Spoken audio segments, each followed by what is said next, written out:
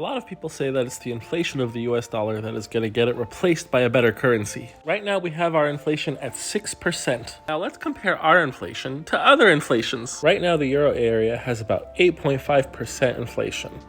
China, heavy hitter, they have 17.7% of the world's wealth, and their inflation rate is only 1%. But here's something that every economist and finance expert knows. The Chinese use untold billions of US dollars and treasuries to keep their currency artificially low. So the value of their currency and the rise of inflation is actually calculated to be much, much higher. India's inflation rate is higher than the US's. It's 6.52%, and their currency has been crashing against ours over time. South Africa's inflation rate is also much higher than ours. 7.75%. Brazil's inflation rate is a little bit under ours at 5.8%. And Russia's inflation rate is 11%.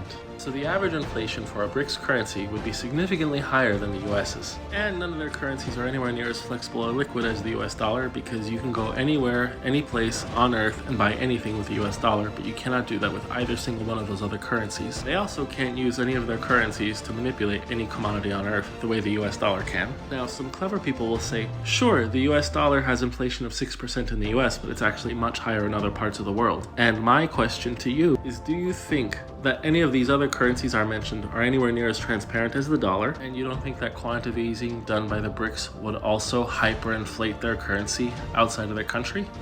Think about it.